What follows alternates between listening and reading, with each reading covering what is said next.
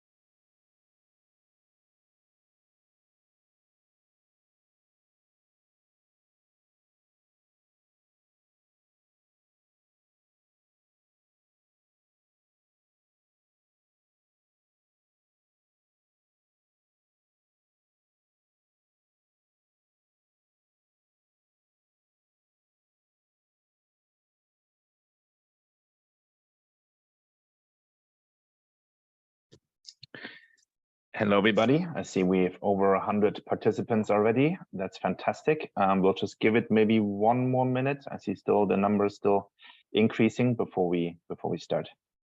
Thank you.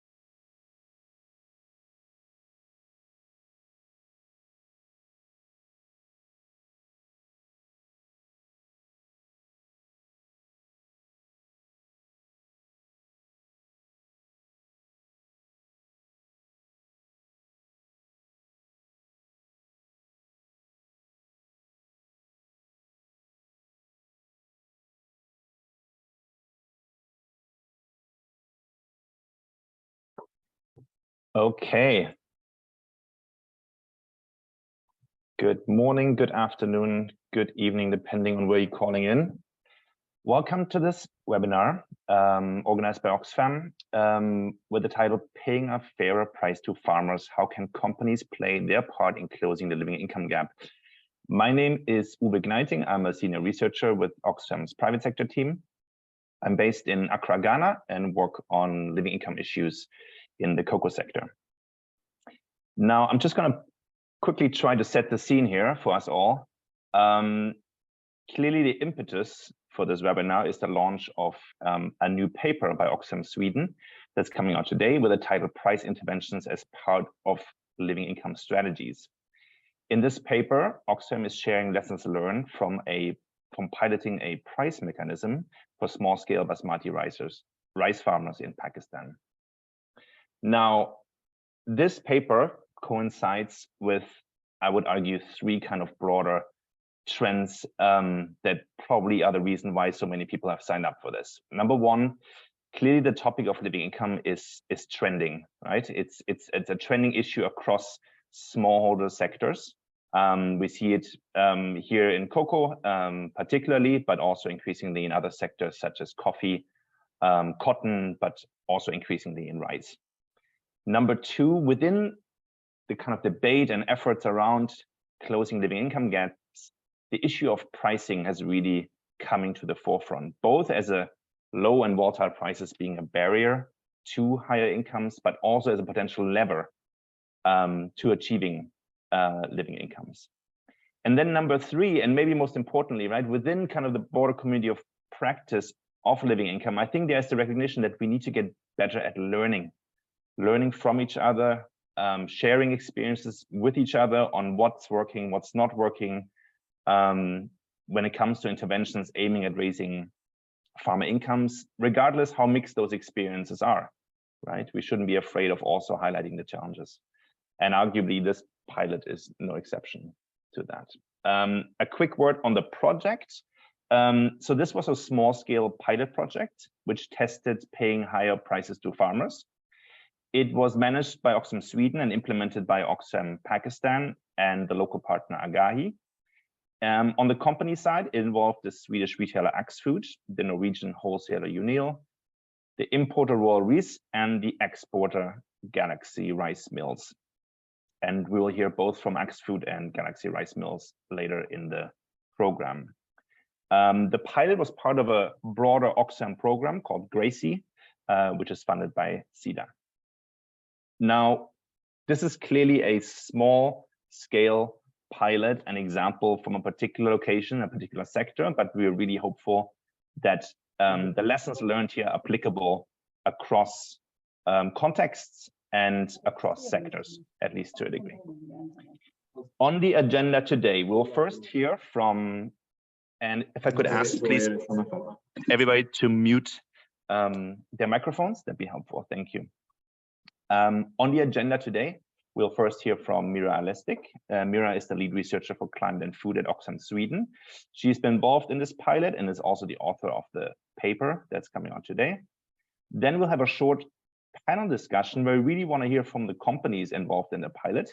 So next to Mira, we will have Shahid Tarer. He's the director of Galaxy Rice Mills, and Christina Ariskog-Björling, who's a sustainability manager at Axfood.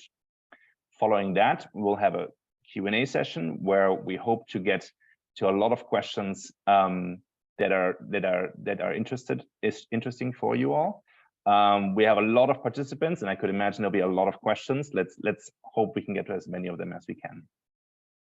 A couple quick house rules. On the questions, please type your questions. I think there's a Q&A button on the bottom that will capture those questions. We'll have kind of time for two types of questions. One right after Mira's presentation, quickly just more like clarification and any kind of more specific questions. And then during the Q&A, where really we want to get to some of the deeper issues. We'll be recording this webinar and it will be available later on the Oxfam website.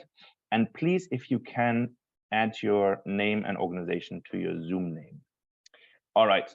Last thing before we start, we thought it'd be good to get a quick sense of who's in the room. So we have prepared a short poll, and I'm hoping that that link to the poll will be shared either on the screen or in the chat box. And I'm just waiting to see if that link will appear. Here we go. So you should see it on the screen. You can either do it through your phone or you can go through your computer to menti.com. And again, it's only a couple of questions, and it will really help us to get a better sense of who's in the room, who's participating today. We have 132 participants, which is really fantastic. And we'll share the results in live mode, basically, as soon as they come in.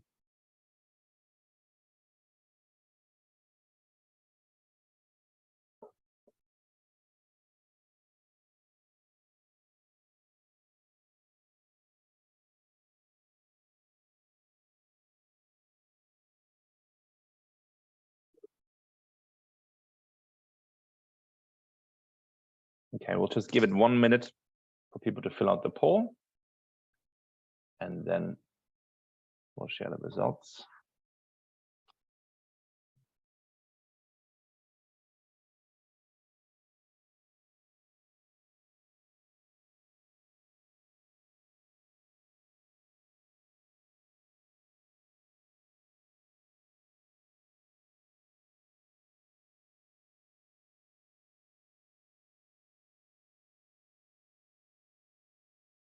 I see a couple of questions about the Menti page, and the question is not moving.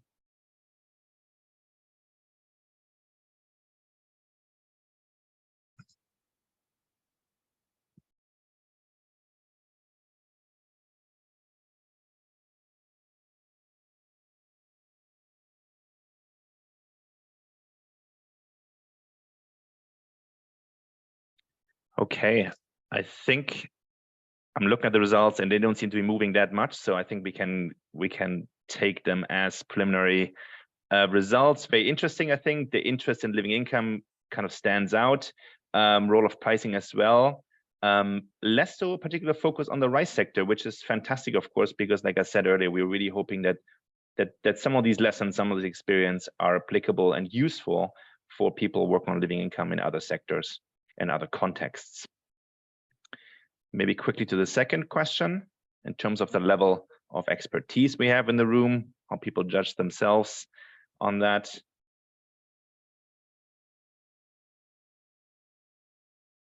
Okay, a good mix, I would say. Number 3, so kind of middle ground, kind of the dominant one. Yeah, 2, 3, and 4. Okay, so we have some solid expertise and knowledge on living income in the room. That's fantastic as well. Okay, this is very useful. Thank you so much all for participating. With that being said, I'll pass it over to Mira, who will walk us through the findings of the pilot. And yeah, looking forward to your presentation, Mira. Thanks, Ove. Yeah, welcome everyone. So let me share my screen.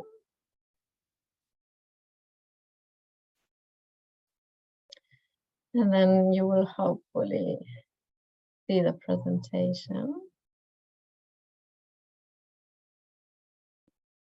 Yeah. Okay. So today I'll quickly go through some context. Then I talk about why we did this pilot. So why did we do this price interventions? I talk a bit about the results that we achieved. And then, as Ove said, going through the lessons learned, some key takeaways as well. And then we'll have a couple of minutes for questions after the presentation. So the context, living income, Ove mentioned it already that, I mean, globally, farmer poverty is really widespread. There are about, I mean, more than 400 million smallholder farmers globally. And it's estimated that between 50 and 95% of them earn less than a living income. Then it's also increasingly recognized that a living income is a human right and the responsibility of companies according to the UN guiding principles.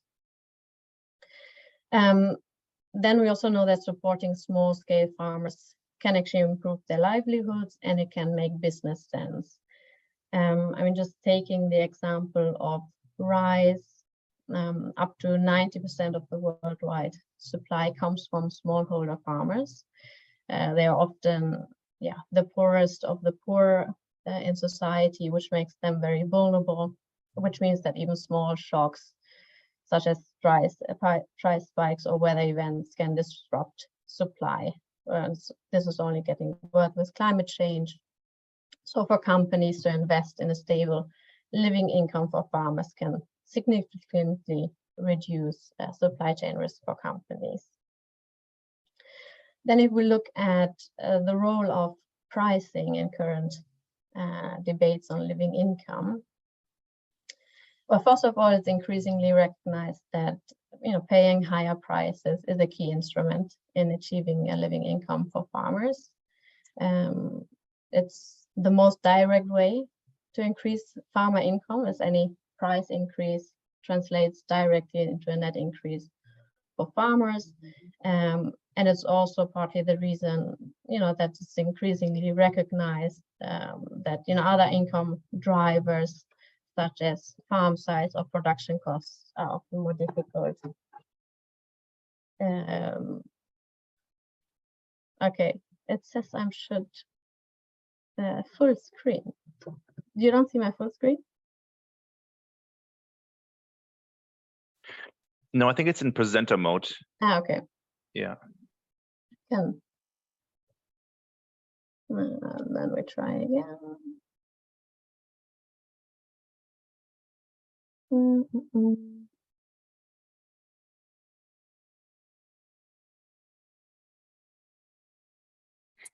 Go to display settings.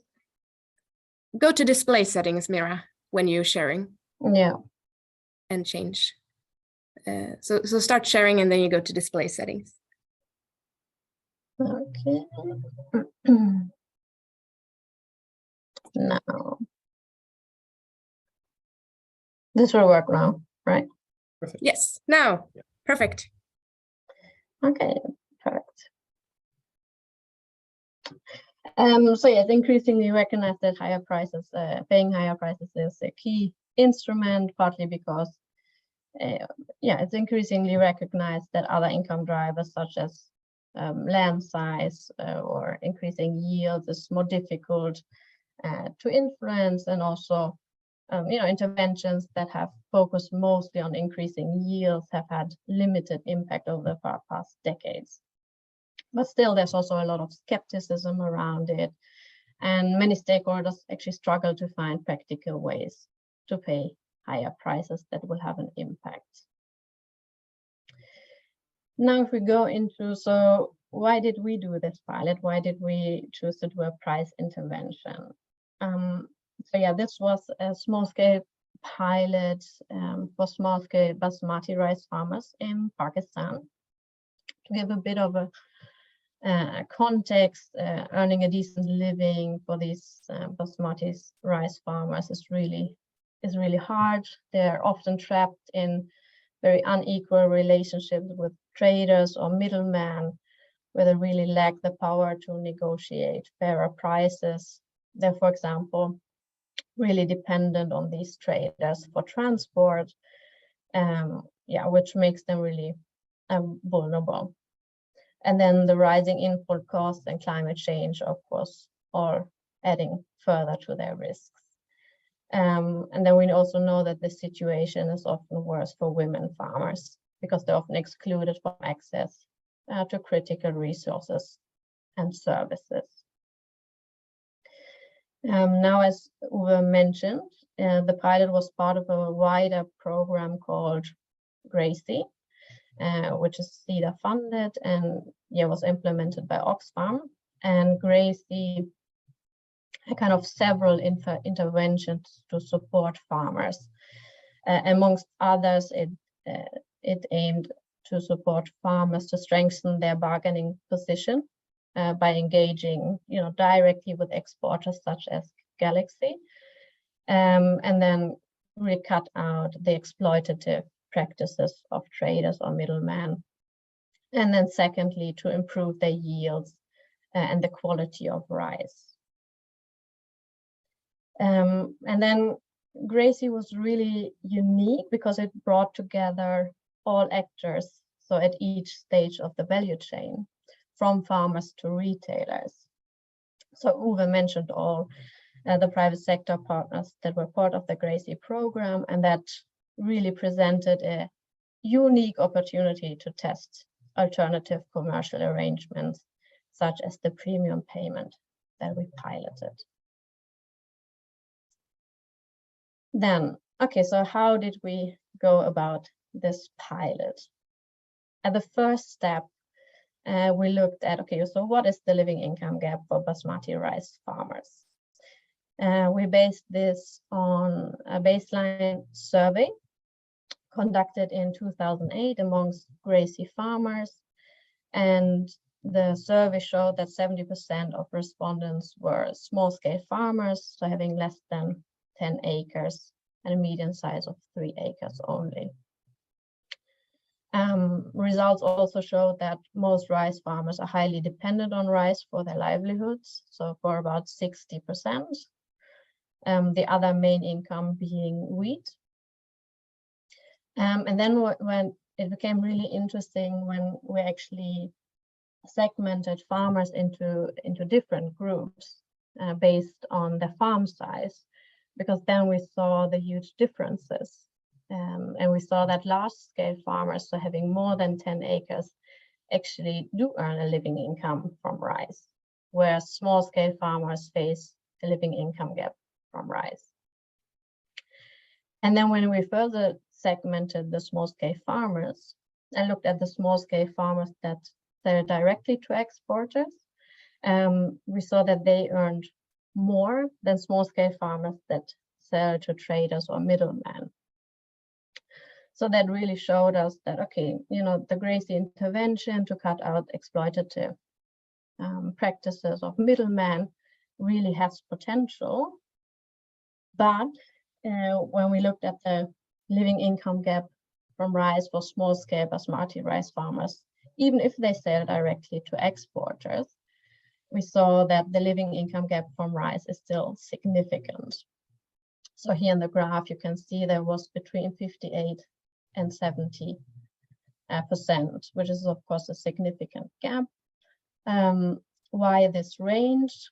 Well, in this study, we used both a low-end benchmark and a high-end benchmark, which basically assumes different things. Like the low-end benchmarks assumes that farmers will increase the income from rice, but also other sources. But because that might not be realistic, we also decided to use a high-end benchmark that assumes that farmers will need to increase the income from rice only. Then as a second step, we were interested in knowing, okay, so Gracie is also focusing on increasing yields. What potential do those yield increases have in closing the living income gap? And Oxfam in Pakistan, they did a study where they found that a maximum of 30% of yield increases is possible. So here in that table, we then analyzed, okay, combining those yield increases with price increases, what combination is necessary to reach either the low end or the high end benchmark. So you see the green cells, the light green ones is the low end benchmark, and the dark green is the high end. And you see that if farmers have no yield increase, they would need a price increase of 80% to reach the low end benchmark. Whereas if they achieve yield increases of 30%, they would need a price increase of only 40% to reach the low end benchmark.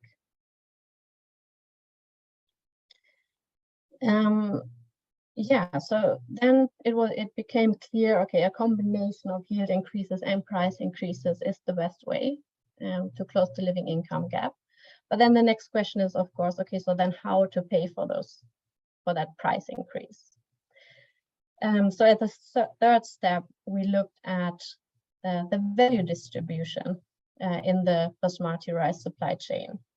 So we checked what share of the end consumer price stays with each actor in the chain. And you see that the largest share of the value stays actually with the retailer, whereas only less than 10% stays with the small scale farmer. So then we thought, okay, so transforming a small share of the value directly from the retailer to the small scale farmer could actually be very powerful. So it would be a small share of the retail, but it would make a significant difference to the small scale farmer, as long as you can design mechanisms that actually do that.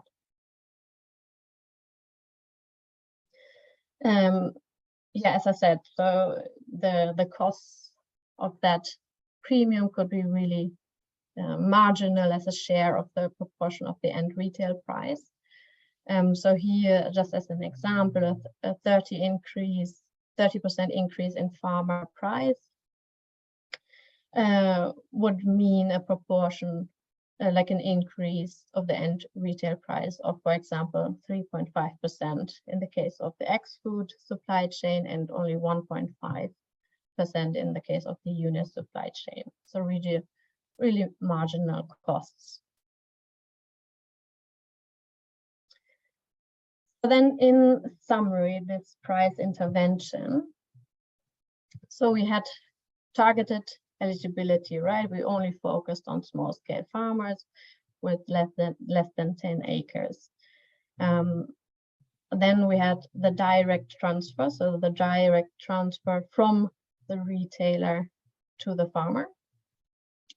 And then it was also a flexible premium. So the premium was set to reach a living income despite market price fluctuations. So if market prices are high, the premium would be lower, and if market prices are low, the premium would be higher. Yeah, so then the pilot, we tested this direct transfer mechanism over 2 rice seasons. The costs for the premium were split equally between Axfood and Unil. And all actors agreed that the ambition is to reach the low-end benchmark.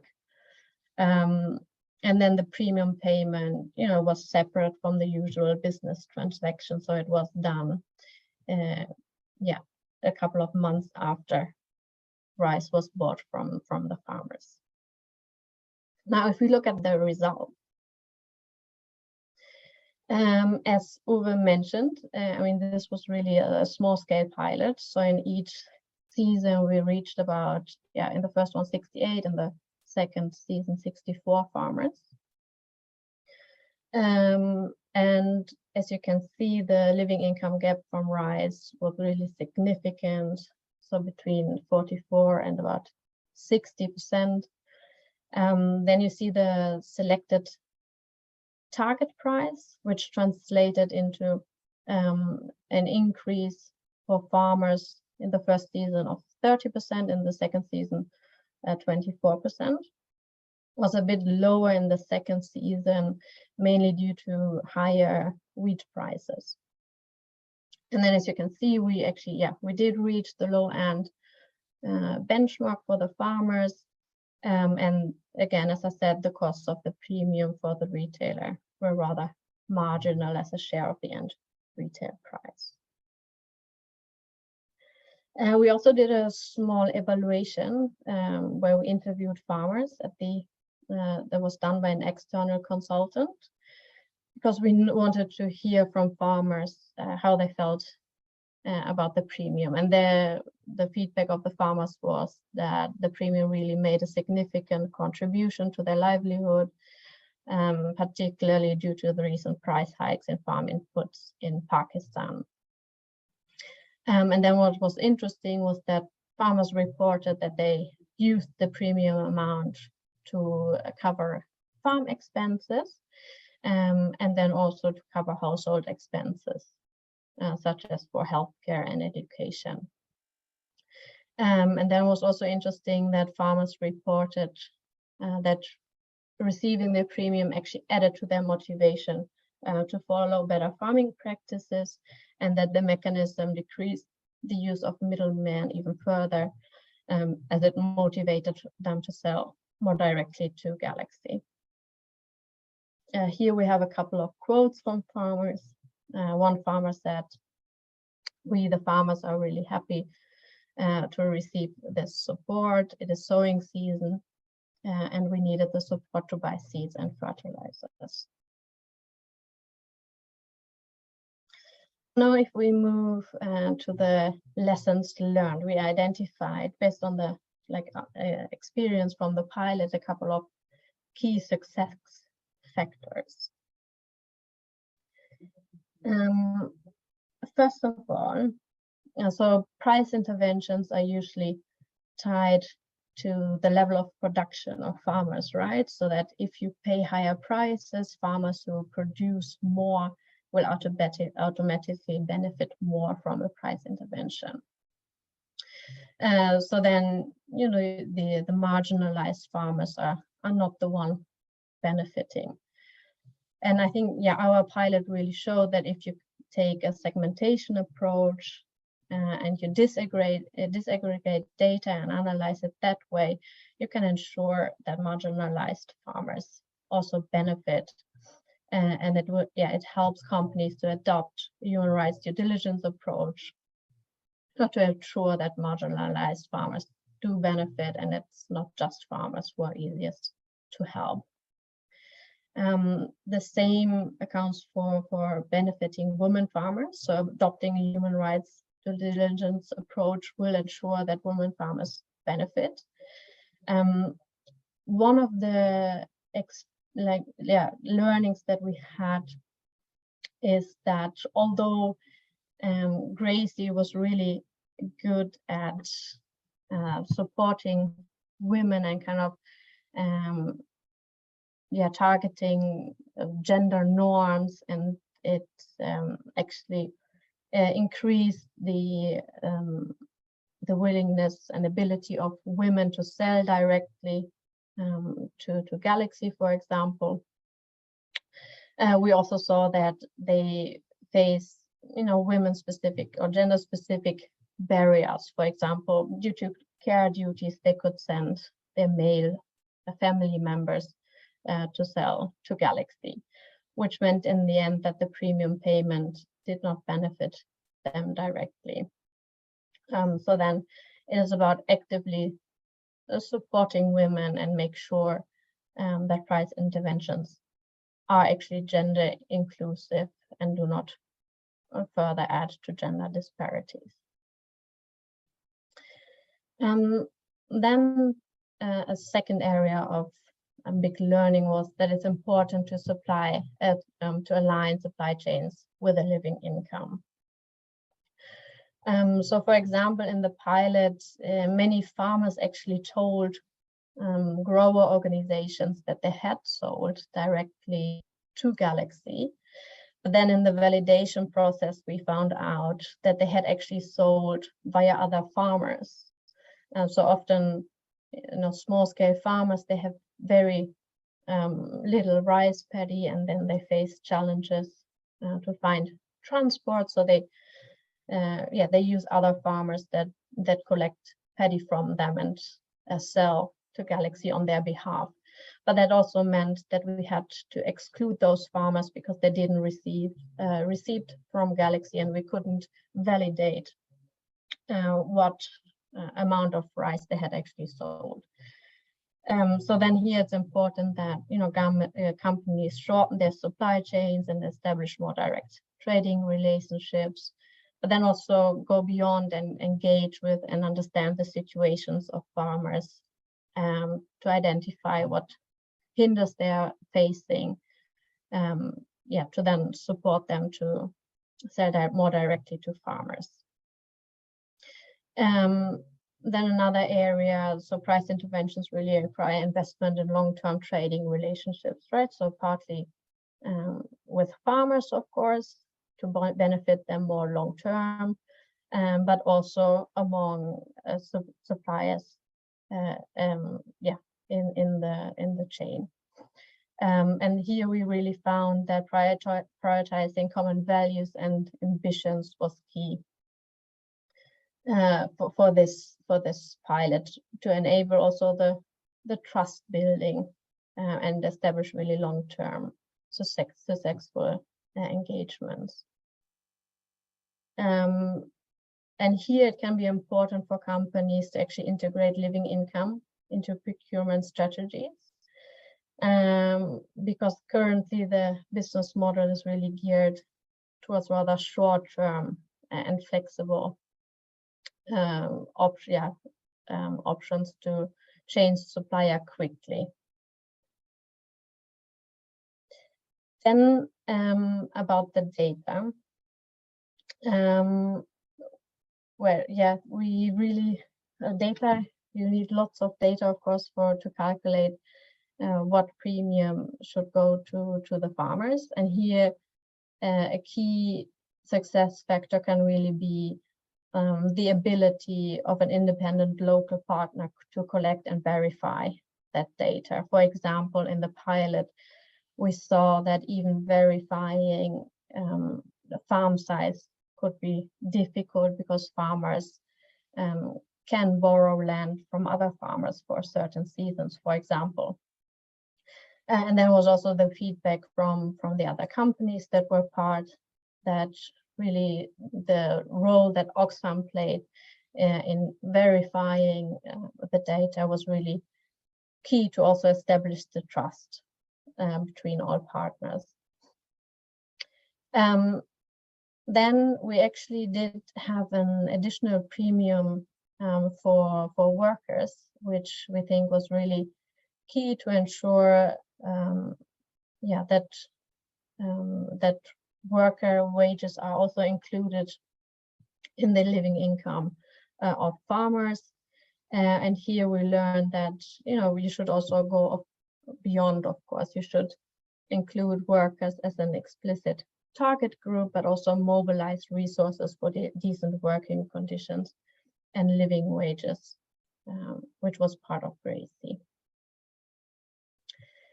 Then a big question, of course, is after the pilot, sustaining price interventions and then scaling them up is also always a difficult question, right? And then here we saw that, again, adopting a human rights due diligence approach can really help companies, and assessing how purchasing practices, including pricing decisions, can make it difficult for farmers to achieve a living income, and prioritizing reforms to purchasing practices that will contribute to fairer prices. So what we often see in companies, for example, is that sustainability teams may have a certain goal which can include living income, but then the purchasing teams, they are mostly incentivized, to cut prices and look for efficiency. So that may not be aligned. So looking into that, and then looking into, okay, how can we pay fairer prices really help companies. And then scaling really requires action of companies at various levels. So really supporting strong sector-wide action. It can include adopting a public advocacy role on fair prices and living income to really increase support, to advocate for government actions, but then also advocate for more ambitious certification schemes. So all of that will help to create more of a level playing field for companies. Then the key takeaway. So I think the pilot for us showed really that transformative price interventions can be designed, and they can be an effective tool to reduce or even close the living income gap for farmers relatively quickly without requiring significant change in retail prices. But it also really showed us that it's a complex task, so stakeholders need a holistic strategy and really need to lean into those complexities. Okay, now we have time for a couple of questions. I'll just check what question we have. So one question is, what living benchmark did we use? So for the area in Pakistan, there was no established living income benchmark, unfortunately. So we used a very crude estimate based on the website wage indicator for this study. Then another question is, did the retail sector have a direct relationship to allow the premium to be transferred directly? So what we did in the pilot is that we had an open book approach, so an open book contract between all actors of the supply chain, so between the retailer and the wholesaler, the importer and the exporter Galaxy, and then the premium was transferred through the chain directly to the farmers. Exactly, and then another question is, so Gracie did indeed focus on gender transformation, but the proportion of women was very low in the pilot. Exactly, and that was really one big learning that we had. The evaluation showed that women farmers really faced gender-specific barriers such as transportation or care duties, and then sometimes they decided not to sell directly to Galaxy or send male family members instead, which meant that, as I said, like the premium then didn't benefit these women farmers in the end. So there was really a big learning for us, and that's why we said, okay, gender should be a priority from the start. And then it's not only about ensuring equal access for women farmers to price interventions, but going beyond and actively supporting women farmers and addressing those gender-specific barriers that they are facing. Okay, those were the questions. I'll stop sharing my screen. Fantastic, Mira. And I know there were a few more questions, and I also know that we can't do justice to all of them with so many participants on this webinar. So I would suggest maybe offering also the possibility of follow-up conversations based on this pilot and based on the questions that participants have, and have conversations or communication after the webinar as well. Now I would really like to hear from the companies involved in this pilot project. I'm very excited to have two very interesting panelists and together with Mira here now. First, we have Shahid Tarer, who I mentioned earlier, is the director of Galaxy Rice Mills. Galaxy is a family-owned and run business with a focus on exporting basmati rice from Pakistan to the European and US market. Galaxy has relationships with buyers who service major retailers such as Tesco, Sainsbury, Marks and Spencer. And Shahid has a wealth of experience. He has been in the rice export sector for 20 years, 14 years as managing director of Galaxy Rice Mill. He's a member of the Punjab Rice Board and has served on the Prime Minister's Steering Committee on Reform of the Rice Sector in Pakistan. Welcome, Shahid. Then we have Christina Areskog-Björling, who is sustainability manager at Axfood. Axfood is the leading food retail group in Sweden and the second largest player in the Swedish food retail market. Christina's responsibilities include both responsible sourcing and also human rights due diligence. She's a member of the IDH Steering Committee for Roadmap to Living Wages and a board member of the Ethical Trading Initiatives in Sweden. Welcome, Christina, as well. So I know we're a little bit pressed of time, and so I'll urge you both to keep your answers succinct. I know that's difficult with such a rich pilot as this one. And basically, I have three questions for both of you. One is around really what motivated you to participate? What was the business case? What benefits did you hope to derive from this pilot? And did you? Second, what challenges did you face? What were the main obstacles in achieving what you hope to achieve, and how did you address them? And third, kind of what's the way forward? How do you take this forward? How are you able to continue to implement this? How do you think about scaling this up? So we go one by one here. I'm just kind of laying out what I think we should be talking about. And maybe I'll start with Shahid on the first question. I mean, clearly you must have seen a business case for paying a premium to farmers. And actually, I also heard that you decided to keep paying higher prices even after the pilot ended. Can you tell us more about that? Yeah. All right. Thank you, Oxfam, and thank you. I'll try to be quick and I'll try to talk faster as well, because they're interesting questions. I think our first motivation was that the Oxfam and Unil, they approached us. We were already working with Rolls-Royce before, and we worked with local farmers. So a lot of local farmers were our suppliers. So we did about 10-15% of our buying through local farmers, but we didn't have a specific focus on smallholders. Just whoever came brought their paddy to us, we'd buy from them. We'd started working on a sustainability program a couple of years prior to the program. And so this came along, and it was, how do we focus on smallholder and the potential impacts and trying to make a difference in the local community, all of those things, not necessarily the business case initially, to be honest. It was just more the, the social aspect of it. And so I think, and eventually then it did, turn into a business case. It made sense. As you mentioned, that we continued to, pay the premiums, although within the program, the way the premium was calculated was a living income. So they had to look at other income sources, the smallholder farms, the definitions of that. So, and it varied from year to year as well. But what we've continued is to realize that smallholder farmers are actually, contrary to perception, are more efficient than larger farmers.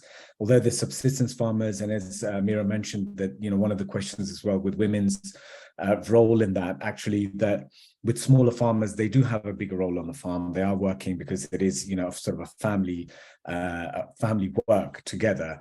They may not come and do the sales directly because of other roles, but then they probably do have a more of a role in the decision making compared to a farmer who's 10, 20, 25 acre farmer. It's more of like a business.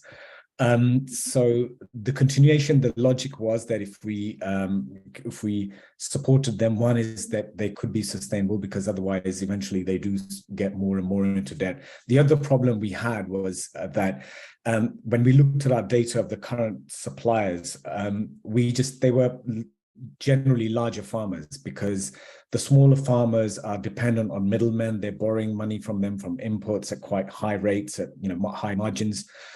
So they have a higher cost base as well.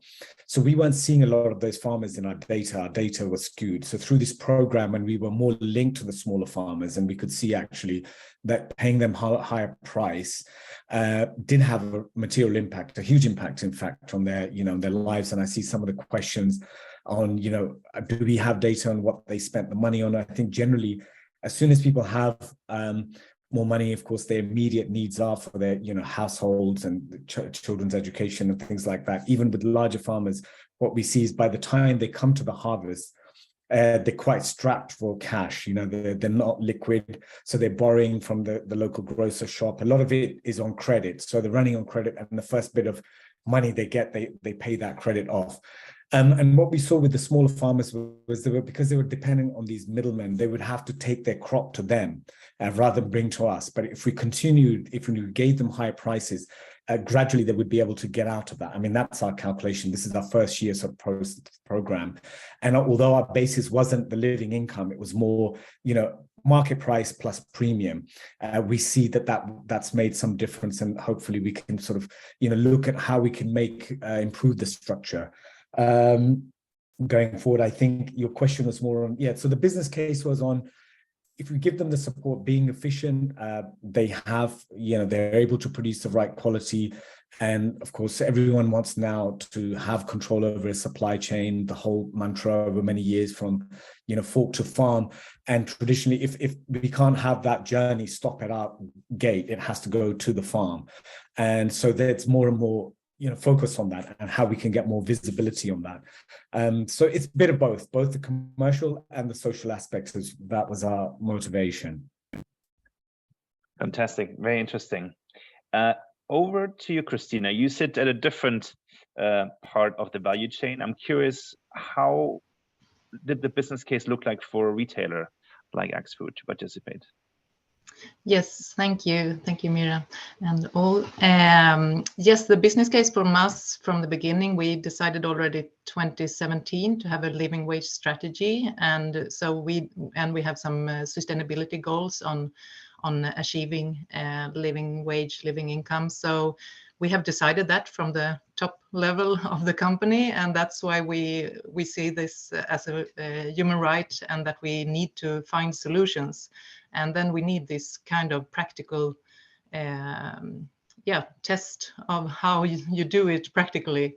And that's why this was really interesting to us. And we got a huge learning. But for us, of course, it's kind of a mix with the whole Gracie project, which was much more bigger project. Overall, it was like 6-7 years we were involved in the Gracie project, starting up with a pre-study. And it's difficult in the end to see, but we are still like in the learning process of this pilot. But what we do see is that the pilot was maybe, Mira has touched on it, it was more complicated than we thought. And I see some question were about scalability. And I think that it would be fair to say that doing it like this with a pilot project, we aim to have 200 farmers every year, but we got only to like around 60. That shows in itself that it's really like, it's a big work for, in this case, it was Oxfam and the local organization together with Galaxy, who are doing with all the criteria. So, but we see Gracie project as a huge success, because that was like about organizing the farmers, supporting them to organize themselves in these cooperatives, and also getting the direct link to the export market. Because what we could see is also, it's very interesting, one really like mind changing for me was that we could see when we visited Pakistan in the area 2018 that we were actually not buying from the smallholders in the beginning. So we sourced from the beginning from the large scale owners. So then we could say, yes, we continue with that, and then we have living income. But so I think that we, in the way to help and assist to organize the workers or the smallholders in cooperatives, and training them for the SRP, which has not been mentioned yet, but that was a very important thing for us, that they were trained in sustainable rice platform certification, and getting the smallholders to get the certification. That means in a more like sustainable way that they will have that a little bit higher price. It's not up to living income, and that's a problem, of course, but at the same time it's really scalable. So now we have decided to go only for SRP rice for our Garant, that is our medium Basmati rice, and also Jasmine rice. So that is a very big step forward, but it's not up to living income, of course. Thanks, Christina. And that gets me a little bit to the second question, right, that you already mentioned, some more maybe about the barriers and challenges about that this project also faced, which, you know, is not a surprise because these are complex interventions. And I think we always have kind of these mixed experiences at the pilot stage, especially. I'm curious, maybe going back to Shahid first again, if you look at the experience in retrospect, what do you feel like was the biggest challenge in implementing it? Was it around, you know, Christina already mentioned the number of farmers, ensuring they have access to the pilot, or was it more of technical nature of getting the premium to farmers? Was it around transparency? I mean, there's a lot of issues. Yeah, I mean, it was a complex project, and it was, you know, credit to all the stakeholders, a lot of discussions back and forth, because as it evolved as well, I think, you know, because the living income was at the core of that. So trying to decipher, okay, which farmers qualify, which don't, because there's variability in that, in the cost, in their living income, in the costs, actually in market pricing from year to year. And also this is why generally I think, you know, agriculture, it's slower than other sectors. I mean I'm involved in some ag tech, and compared to other sectors, it's much slower. So if you have 1 year's learning, you have to wait another year before you can sort of tweak a small thing, and then you know, so each experiment lasts for 1 year. But I think on one side was the, you know, getting the smallholder farmers, you know, the first year, getting that message out, and then trying to work out those who, you know, there was an issue with some who were just on the borderline and didn't qualify for that because that was the cutoff point. And they were like, okay, so why did we not? And there are others. And there were some then within the small holder farmers that, you know, was this charity, they saw this as, okay, so what is this? Because being in, you know, it's a cultural and a religious thing, a Muslim society, if you're going to take charity, you have a certain sort of criterion. How do they see themselves? It was their own sort of perception of their own dignity, and they thought, well, we don't qualify for charity. Is this charity if it's not? So trying to sort of get through that message as well, that actually this is part of a business thing, it's aligned with the supply chain, and also for us to be sort of geared up and trying to convey that message through our agronomists, you know, that takes time, but certainly I think for us now, more the challenge of then, you know, Mira mentioned of, you know, a lot of the smallholder farmers, they may just give the paddy to, you know, the next door neighbor because they're working together anyway. You know, they have a adjacent field, and he'll take it together to the mill. So they had a share in that, but of course they they would have trusted them and they would have got the premium, but they just weren't documented. Going forward, I would say, the challenges is really for us, it's sort of how do we make this into a project where it's commercially viable as well, and I'll come to that in a minute. But I think that was initially the challenge was having that cutoff point. Who do we decide what's the living income, and that was more driven by obviously Oxfam and the model, how it was built, but within the smaller farmers it was that this is and I have to say, despite the challenges, because it was 2-3 months later, it was after the commercial transactions were done, the impact was amazing, because it was always sort of, they didn't know the exact amount that they were going to get. And you have to realize that for smallholder farmers who are just, on borderline surviving, trying to, any income extra they get, that literally goes all into their pocket. That's all their disposable income. It suddenly becomes, there's no more costs coming out of that. So that has a huge multiplier effect, on their sort of social being.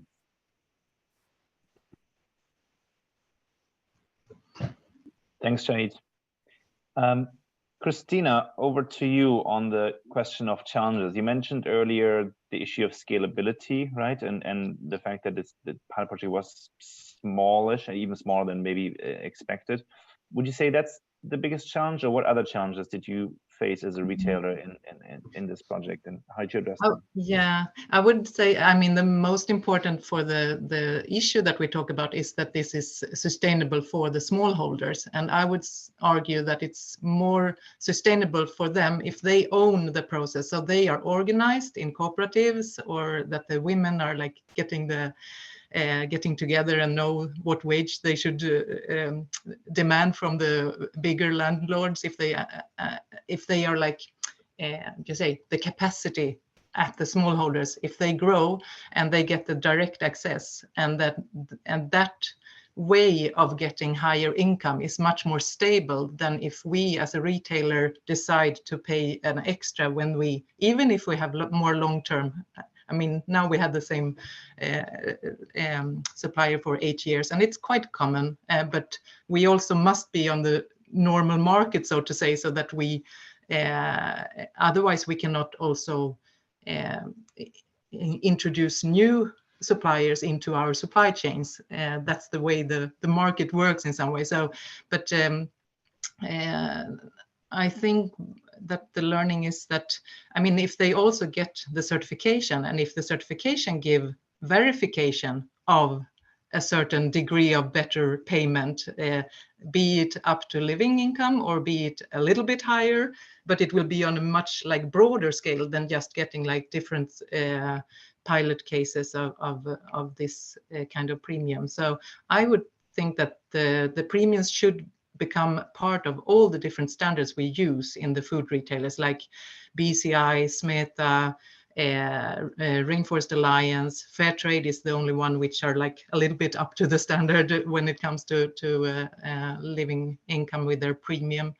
But we would like to we're welcoming Oxfam to try to, and other parties which we worked with, and also other food retailers, to try to also influence SRP to take the steps on adding on social criteria when it comes to living income.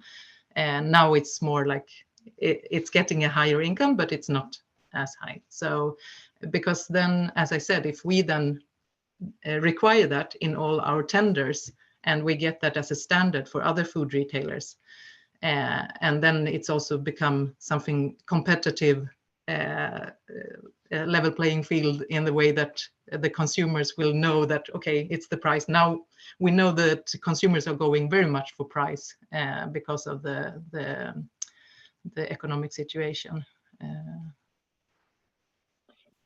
Thanks, Christina. And I might just stay with you now and just probe a bit further on this idea of the way forward being including the requirement for higher prices into existing standards and certification schemes.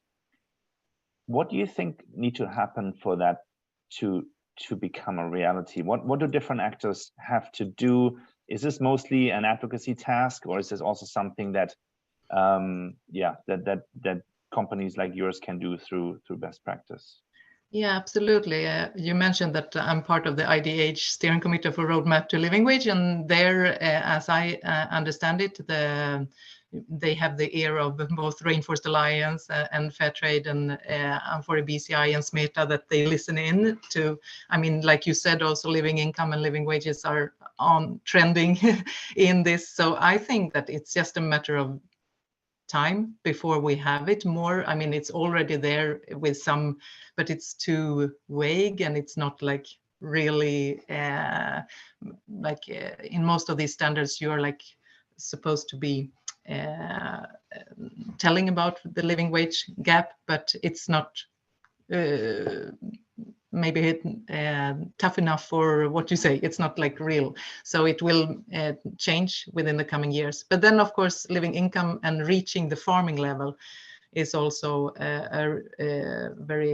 it's a challenge. But then you have new certifications like SRP, and they will probably come for other also where you need it.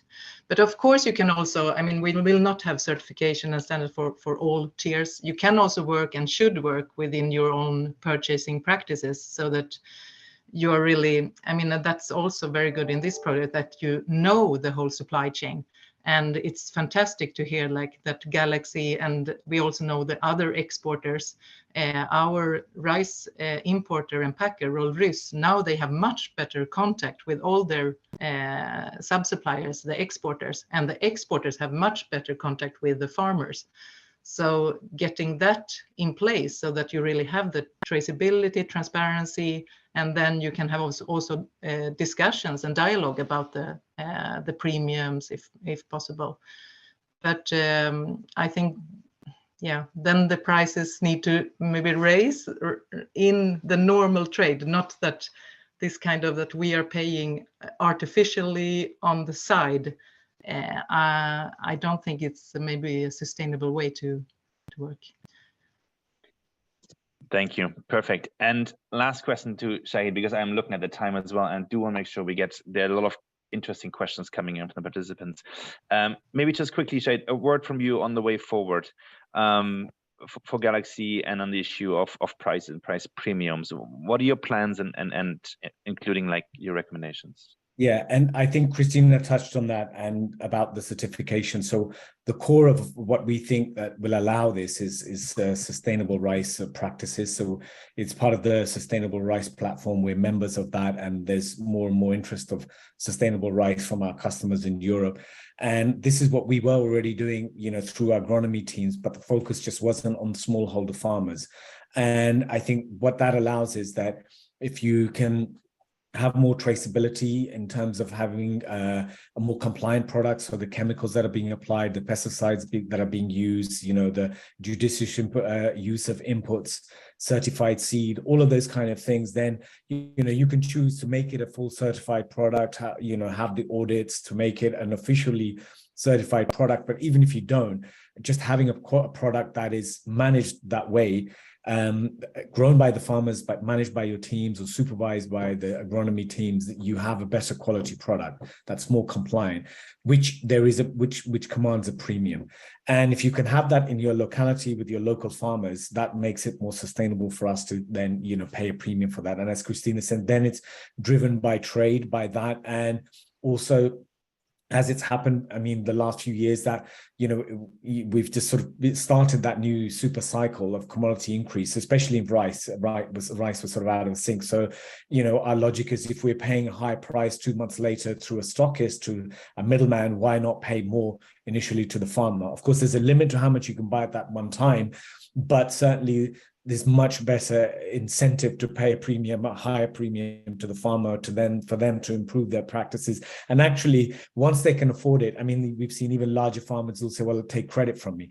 And lastly, the smaller farmers, if they, you know, the question about how much do they use for their inputs and how much for their personal use. So eventually, if they have that extra money, because they are already borrowing for the inputs from the middleman, and if they have that free cash flow, if they paid off that debt, they can use that cash flow for their own personal uses and for the better quality inputs as well, which if they buy by cash, they actually pay less for as well, so the production costs can come down as well. Great, very interesting.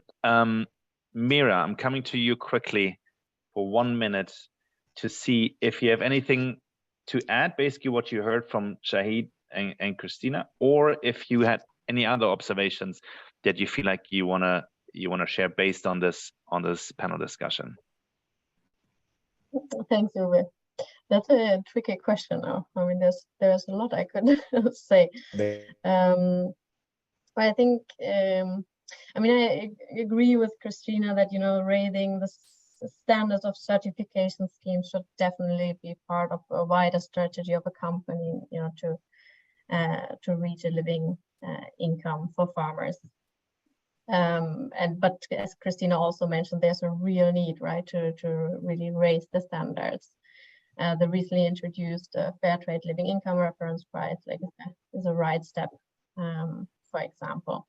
But then, as Christina mentioned to me, is also the question, because we know that, for example, certification schemes are not, you know, sufficient human rights due diligence approach for companies, partly because unfortunately certification schemes only reach a small section of the market. So then, as Christina also said, for me, the question is then, okay, how can we actually find practical ways to help companies identify their high-risk supply chains where living income gaps are largest, and how can we there close the gap? Is it about, as Christina mentioned, paying a premium, or at the minimum requiring suppliers to disclose farmers' cost of production to enable some early action on fairer prices, opening up the conversations and so forth.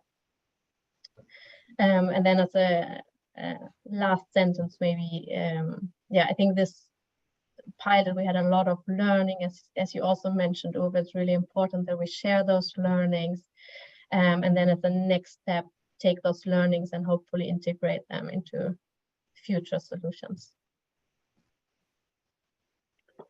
Thanks, Mira. Okay, we have 6 minutes and around 30 questions. I'll try to bundle them a little bit. One is around, there are several questions around kind of the technical implementation of this project.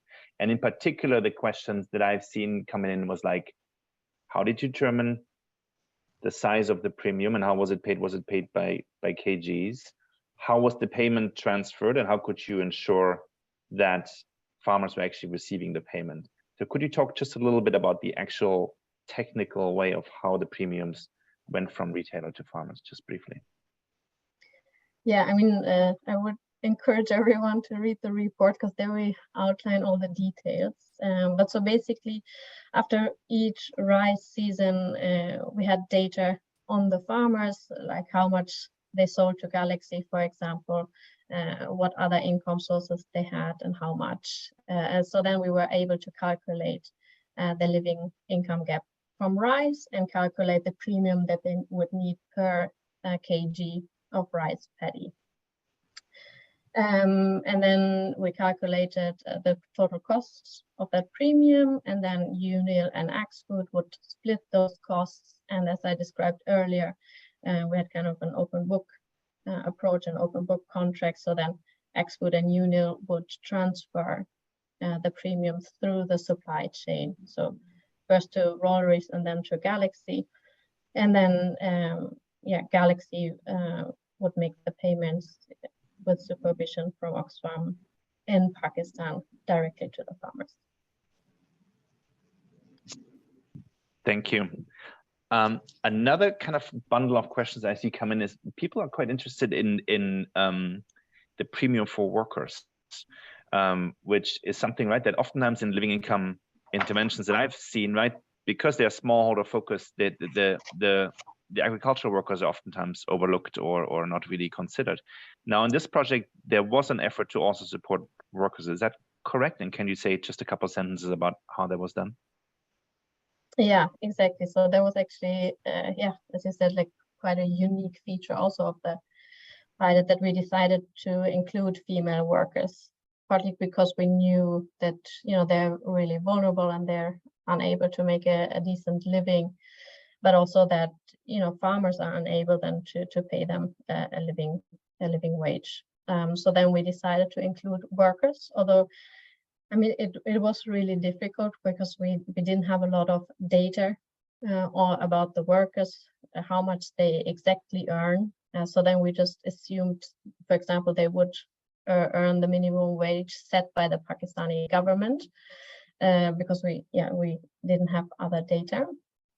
But we made that to ensure some early action and to be able to include workers.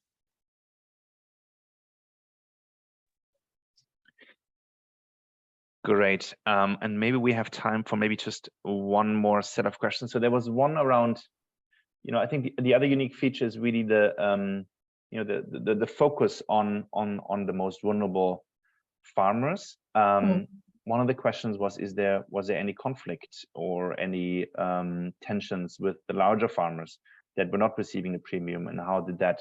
Maybe this is a question for Shahid or Christina as well. Like how did your business relationships with the larger farmers were affected based on your kind of selected support to the small scale farmers? There wasn't really a conflict at the time, because you have the harvest time, during November, and because we were paying the premium afterwards. So there wasn't anything during the harvest season. And this is where then we had to do the explanations of, okay, what was the criteria and who qualified or not, because then going forward, were the other expecting, premiums. But that wasn't really an issue, because I think Oxfam, they were managing the grow groups. So it was like a cooperative. So that was on the ground. They managed that well. So we didn't have to kind of face any issues there with farmers conflicts or anything like that. But I do remember, because we had that discussion before also, and that it was some finding afterwards in the evaluation that some farmers, not maybe the bigger landowners, but those that are just outside the criterias, where of course it can be, okay, we're also in the growers organizations, we're also like that it becomes a tension locally. And I do think that this is something that I have heard it also from other pilot studies on living wage, and so that it's you do these projects for a certain group and they get quite a big amount of money, or higher wages or higher premium, and the others do not get it. So I would actually think that this is something that you need to really look into, also for the sustainability of these kind of projects and so on. And in this case, we were discussing, I mean, it could also be that you give this kind of premium to the cooperative level, to like raise maybe not up to living income, but a little bit higher for more farmers. Great, very good. I know we're at time, and I want to be respectful of everybody's time. Just a couple of quick comments. One, Mira, I'm going to offer you up here, but is it possible for you to maybe put your email address in the chat, because we didn't get to all the questions, and if people want to have a follow-up conversation or ask specific questions, maybe you can receive them and then also maybe share with Shahid and Christina if they're okay with that. That's number one. Number two, I would really also be very curious to know if this pilot in this webinar offered useful lessons, because we saw in the initial poll, right, people are actually interested in maybe more living income than the particular case of rice, or at least some of the participants. I'm curious if this resonates and not. And we have a short poll, an exit poll basically, that has a couple of questions. If you have the time, I know we're at the end of the webinar, but if you have the time, please answer just a couple of questions. And then thirdly, I just want to thank everybody for participating, in particular Shahid and Christina. I think it's always very encouraging to see companies stepping forward and doing and experimenting with these innovative approaches, and also sharing and being open to sharing their benefits and challenges. So thanks Shahid and Christina, and thanks Mira, of course, for this great paper and for all your work on this. With that being said, yes, please fill out the end survey, and please feel free to reach out to us with any follow-up conversations or questions. Thank you all. Thank you. Thank you. Thank you.